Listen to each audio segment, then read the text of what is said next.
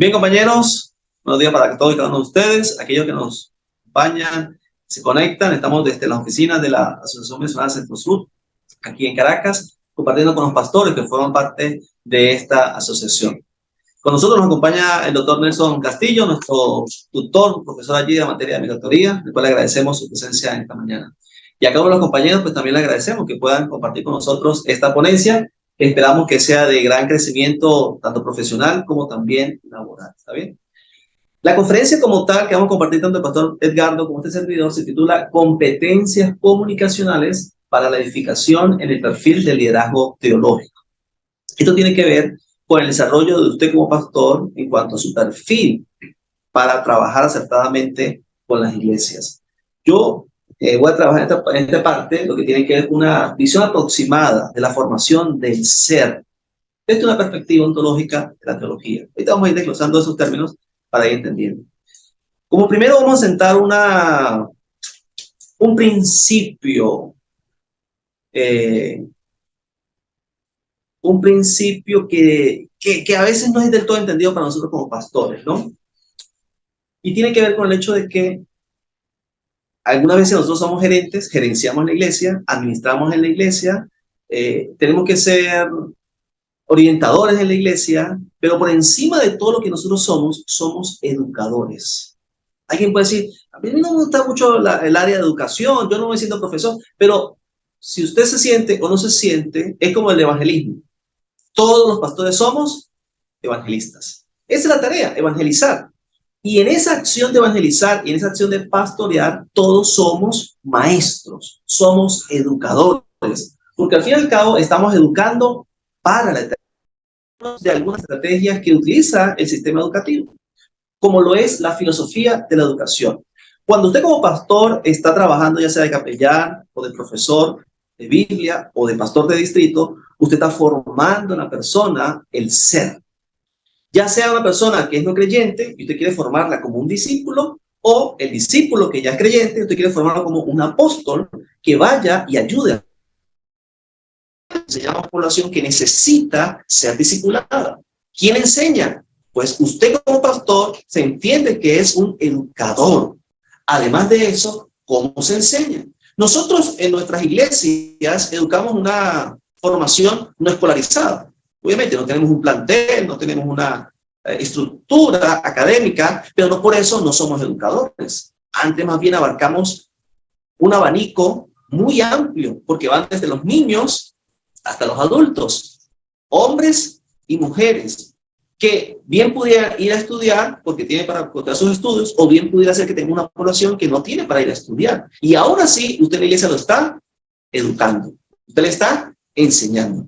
Ahora, siguiendo los principios de la filosofía, nosotros debemos entender que necesitamos razonar sobre cuál es el propósito. El pastor George Knight, en su libro acerca de la filosofía de educación, él dice eso. No se trata de crear estrategias o planes o programas, sino de entender cuál es el propósito, por qué estamos haciendo lo que estamos haciendo. Y como pastores debemos entender que la educación es algo que hacemos para formar discípulos para la eternidad. ¿Estamos claros con eso, verdad que sí?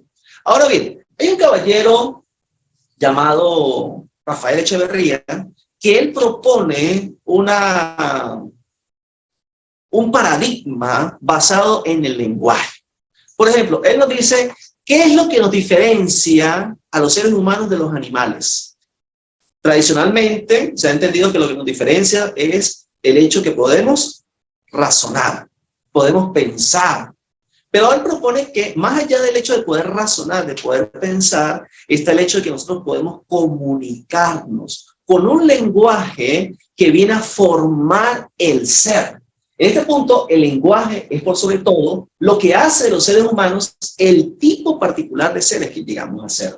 Asimismo, el lenguaje genera ser, el lenguaje es acción, el lenguaje genera realidades, modela el futuro, modela la identidad y el mundo en el que vivimos. Lo que nos hace humanos es ¿qué cosa? El lenguaje. Y esto es tan cierto y la teología lo comprende tan cabalmente que usted recordará cómo dice el primer capítulo del Evangelio de San Juan, ¿verdad que sí? Y la palabra, el verbo, se hizo y habitó entre nosotros. Y es que la palabra ciertamente nos define, pero también nos forma. Usted no puede formar el ser, no puede formar discípulos si no está sustentado sobre la palabra. Además del lenguaje, hay otra herramienta que propone este caballero llamado Ken Wilber. Aquí me copié la Echeverría abajo, pero no, entonces Ken Wilber. Ken Wilber propone algo también interesante que nosotros desde el plano teológico también entendemos, que es la contemplación, la meditación. Mire, él propone 3 ojos para percibir, que eso es lo que tiene que ver la ontología. La ontología es cómo percibimos la realidad, ¿okay? Cómo entendemos el mundo en el que nos encontramos. Ahora, él propone 3 ojos o 3 maneras de verlo. Dice, la primera es el ojo de la carne, que nos permite ver lo que hay a nuestro alrededor, conocer. El segundo ojo es el ojo de la razón, que nos permite estudiar eso que percibimos, ¿okay? Que la ciencia nos presenta. Y el último es el ojo de la contemplación, lo que nos lleva a las realidades que trascienden. Lo que no se puede ver, lo que no se puede palpar, pero que está ahí, como es el caso de Dios. Así que, con esto nosotros podemos decir lo siguiente. Con el ojo de la carne, yo percibo la creación. ¿Estamos claros? Con el ojo de la razón, yo percibo las leyes que rigen a la creación. Y entonces, con el ojo de la contemplación, ¿qué percibo? Al Creador. Correcto. Voy de lo que perciben mis ojos, la creación, voy a las leyes que rigen esa creación y finalmente contemplo, medito, ¿en quién? En ese Creador. ¿Puedo ver al Creador? No lo puedo ver, pero en contemplar su obra puedo llegar a comprenderlo y a entender mi papel en la creación. Ahora bien, mire usted lo siguiente. Haciendo uso de la filosofía de la educación, o de la filosofía, mejor dicho, haciendo uso del lenguaje y haciendo uso de la meditación, podemos ver cómo la teología se sirve o sirve a la educación para formar esos discípulos que queremos que lleguen a ser. Lo primero, Aristóteles entiende por teología la rama fundamental de la ciencia filosófica que también llama filosofía primera. En ese estudio pude descubrir que la palabra teología surgió a la par de la palabra filosofía. Los filósofos entendieron también que la teología antecedió a la filosofía. Y ellos llegaron a conocer a la teología como metafísica. La metafísica no es ese concepto esotérico que manejamos de la nueva era. Cuando hablamos de metafísica, hablamos de aquello que está fuera del mundo físico que conocemos. En el caso de Dios y lo que tiene que ver con el plano espiritual, está fuera del mundo físico que conocemos. Por eso, en una rama de la filosofía, entiende la teología como un aspecto de la metafísica. Repito, nada que ver con la nueva era o con la manera esotérica como se presenta en un plano diferente. Dice que se paró el audio. Okay. Ella dice lo siguiente, la Biblia, que es la que contiene esa palabra que puede transformar y formar al individuo, la Biblia contiene un sistema sencillo y completo de teología y filosofía. Es por ello el libro que nos hace sabios para la salvación. Además de esto, la Biblia, como libro destinado a disciplinar, fortalecer el intelecto, ennoblecer, purificar y refinar el carácter, es sin rival. Si decimos que la palabra transforma, pues la palabra contenida en la palabra de Dios no tiene comparación. Tanto así que ostenta el récord Guinness de ser el libro más traducido, más vendido, y de por sí, el origen de la fundamento de la teología de la educación es, sin lugar a dudas, el mejor. Ahora, el educando, en el plano de la teología, nosotros vemos el educando al alumno, lo consideramos como un discípulo.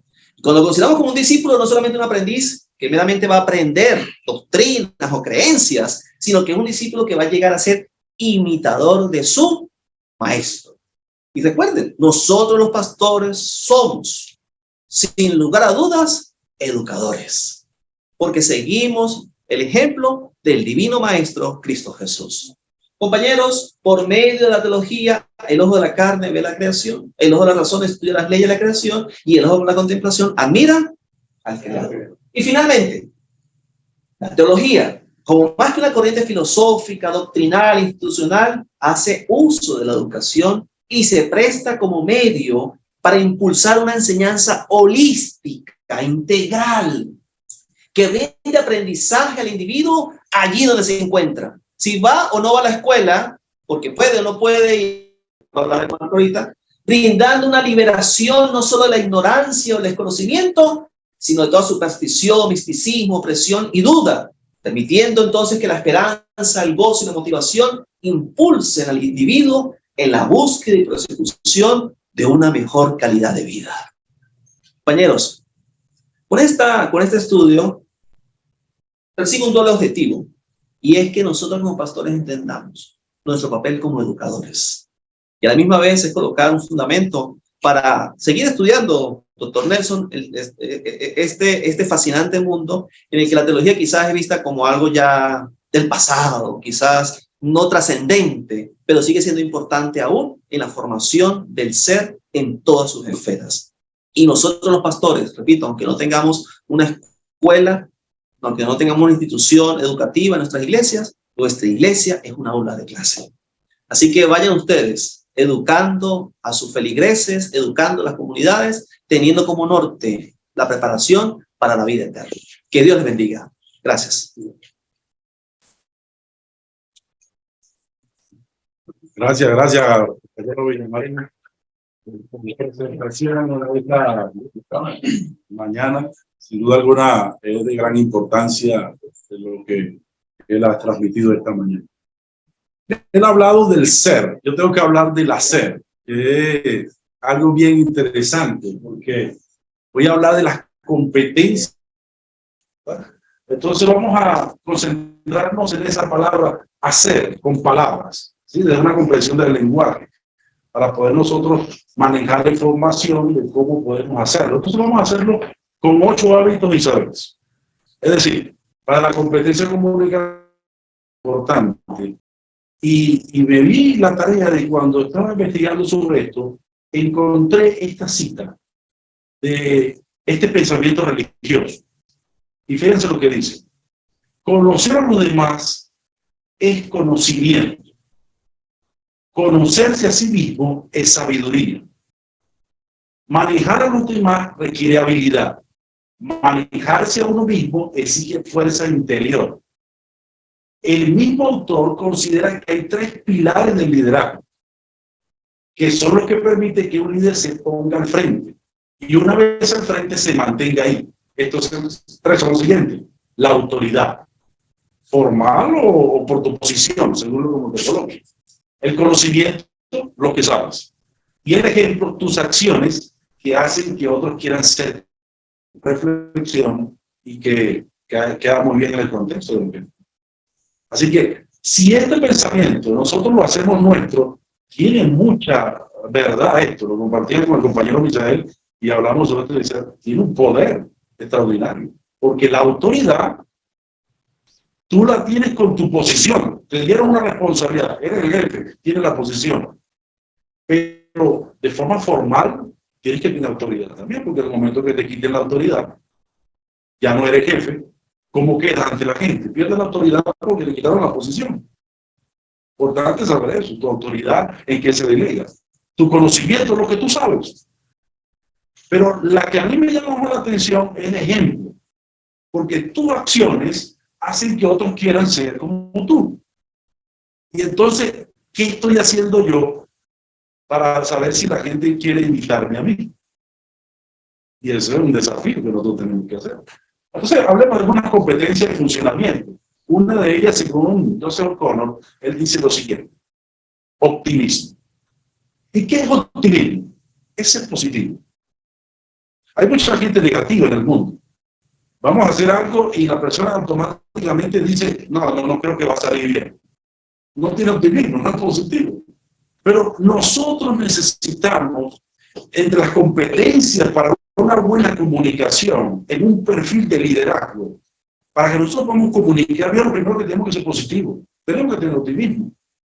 No puedo yo iniciar una reunión de inspiración con alguien hablando negativamente. Cuando yo tengo que ser optimista, ver más allá de lo que no estoy viendo en el momento. Por otra razón, también tengo que tener seguridad de lo que estoy haciendo. Porque si no tengo seguridad, si yo mismo no estoy convencido de lo que quiero transmitir, pues no voy a transmitir justamente lo que quiero. Tengo que estar convencido primero yo para poder transmitir a los demás con esa misma convicción la seguridad de lo que yo estoy creyendo. Además de eso, una cosa que está fallando tanto en la humanidad hoy es la integridad. Ser íntegro hoy pareciera que pasa como a un segundo plano. La gente hoy no es íntegra en las cosas que hace y necesitamos vivir eso para que la integridad y la honradez sea parte esencial en la vida de una persona que está formando a otros. Porque si no hay honradez y yo quiero formar a otro que sea honrado y él me ve que yo no soy honrado, entonces mi discurso no encaja. ¿Okay? Y además de eso también tiene que tomar decisiones. Cuando nosotros liderizamos, cuando tomamos decisiones, eso pues conlleva que algunas veces nos van a gustar muchas las decisiones que tenemos que tomar, pero cómo tomar esas decisiones en beneficio del demás. Le doy un ejemplo. Nosotros teníamos aquí en el territorio de esta capital a un personaje que trabajaba con nosotros, pero su hija nunca había podido estudiar en una institución educativa a tiempo completo. Y ya su hija cumplió 15 años y no ha podido tener una educación en un colegio nuestro porque siempre ha trabajado en lugares lejanos donde no puede llegar a los colegios. Así que él fue cambiado a un lugar donde su hija ahora tiene el colegio a menos de 2 kilómetros, donde él puede llegar hasta allá. Y fue cambiado desde aquí, ya no está con nosotros aquí, trabaja en otro lugar, pero porque su hija ahora puede tener la oportunidad de educarse. Es un ejemplo. O sea, que muchas veces las decisiones que tomamos, puede ser que a algunos les parezca que no es la mejor, pero alguien me dijo una vez, en el camino de la vida, cuando se toma una decisión, si tú estás en el control de las manos del Señor, el Señor Jesús guiará tus pasos para que en medio de las brechas torcidas se enderecen, y no la enderezarás tú, la enderezará el Creador. Esas palabras siempre quedaron en mi corazón. Así que donde quiera que podamos estar con nuestras decisiones, Dios siempre nos va a ayudar a hacerlo. Eso nos lleva a tomar algunos riesgos. Porque los riesgos que tomamos son elevados en el liderazgo, que tomar decisiones pueden juzgarnos según nuestras decisiones. Y puede ser positivo o negativo. Pero el riesgo hay que tomarlo. Y eso hará que haya un crecimiento mayor porque tú sirves. Tu servicio es genuino. Si tu servicio es apasionado y lo has hecho de verdad, la gente lo va a percibir. Cuando tú sirves con propósitos diferentes, la gente también se da cuenta. Pero cuando tú sirves con pasión, cuando tú sirves haciendo las cosas con el beneficio hacia los demás, ese servicio nunca llegará vacío. Siempre dará resultados de bendición. Por eso hay que hacer cambios significativos. Cuando se hacen cambios significativos, esos cambios ayudan a que el entorno donde tú estás se desarrolle mejor y entonces cuando vengan los conflictos interpersonales se puedan manejar de forma correcta, forma más agradable. Por eso es un mundo donde es cambiante. La comunicación efectiva juega un papel muy importante. Hoy en día la comunicación digital es uno de los elementos primordiales. Yo recuerdo hace unos años atrás, nosotros no teníamos estas cosas, ahora como estamos transmitiendo. No podíamos tener esto, acceso como un solo dispositivo, poder nosotros sacar información. Pero hoy en día estamos estudiando de forma online, y eso, antiguamente eso era un tabú, nadie quería estudiar online. Igual algunos como que el profe Nelson les cuesta, ¿cómo hacemos eso? Pero hoy en día lo que se está moviendo es un mundo cambiante.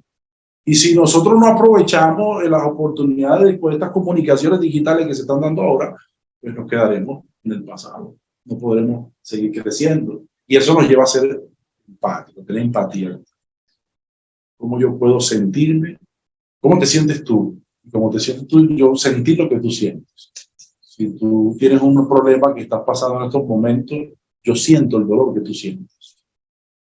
Porque estamos unidos en ese crecimiento. Por tal razón, nos toca hacer una cultura organizacional y en esto juega un papel muy importante porque la cultura organizacional me gustó mucho este estudio que de Cameron y King, en 1999. Ellos mencionaron estos tres elementos que cuando los vi, yo dije, oye, es tremendo, porque artefactos, lo que ellos usan tranquilo y llegamos a una alcabala y están unas personas del gobierno, militares, y enseguida que yo bajo el vidrio, que me ven, me escanean y enseguida me dicen, adelante, caballero.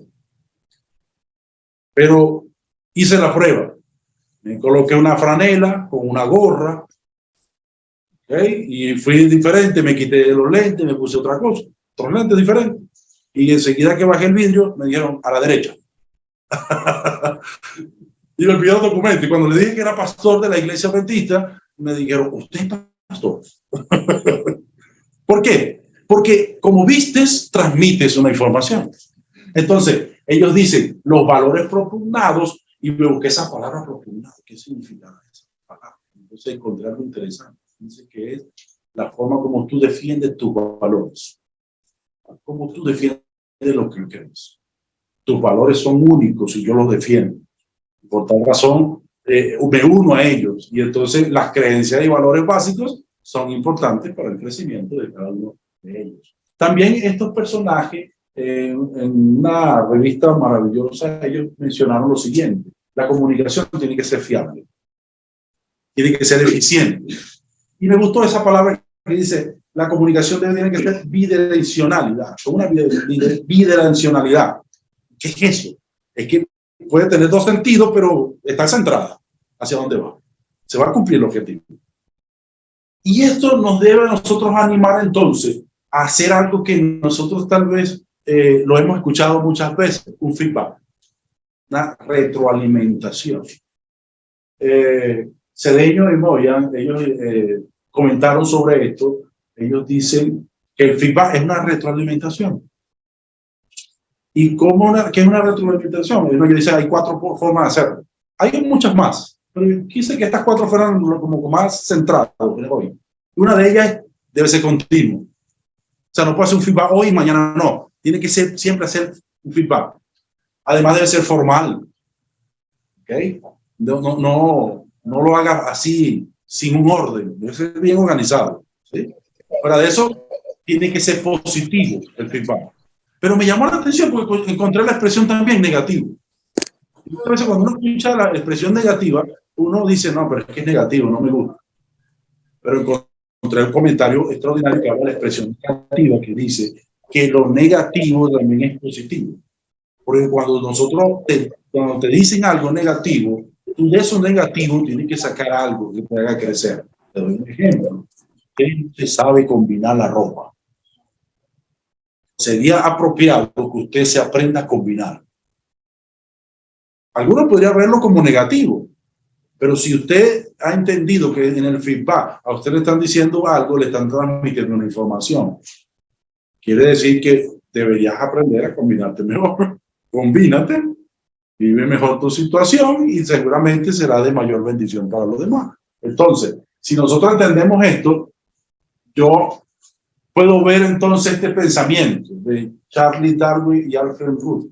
Ellos dijeron en la Sociedad Lineal de Londres, en su teoría de la evolución, que convino que no es el más fuerte ni el más inteligente el que sobrevive, sino el que mejor se adapta al medio. La inteligencia tiene una parte adaptativa para poder sobrevivir. Bien interesante eso. Entonces, y ustedes notan la imagen abajo, ¿no?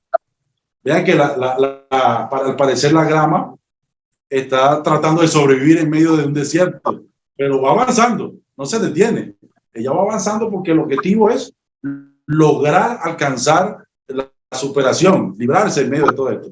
Al parecer, hoy en día necesitamos adaptarnos a los cambios que está teniendo este mundo. Y si nosotros queremos ser y hacer, tenemos que entender todo en un conjunto para que nosotros, cuando podamos liderizar a alguien, nosotros lo hagamos de forma adecuada. Porque muchas veces no lo estamos haciendo bien. Y necesitamos entender esos componentes. ¿Y cuáles serían ellos? Adaptabilidad, resiliencia, que es una palabra que se está usando mucho en la actualidad para poder tener una comunicación más efectiva y además de eso ampliar un mapa mental de todo lo que yo quiero que se transmita como tal para que quede plasmado de manera que yo pueda seguir una secuencia en un crecimiento efectivo y hacer un pensamiento crítico. Algunos pensarán que cuando hablamos de pensamiento crítico es que voy a criticar a la persona, pero realmente no es ese el pensamiento, sino cuando nosotros hacemos un ensayo, hacemos un pensamiento crítico, porque sacamos lo mejor de esa información para transmitirla. Y esa es la intención, para tener entonces una orientación y aprendizaje correcto. Eso nos lleva a nosotros a decirles hoy gracias, porque sin ustedes no podemos avanzar. Así que es un privilegio para nosotros, sino del venidero. Así que como pastores hemos sido llamados a hacer y a hacer para que el cumplimiento de la tarea se cumpla a la plenitud. Gracias por su atención.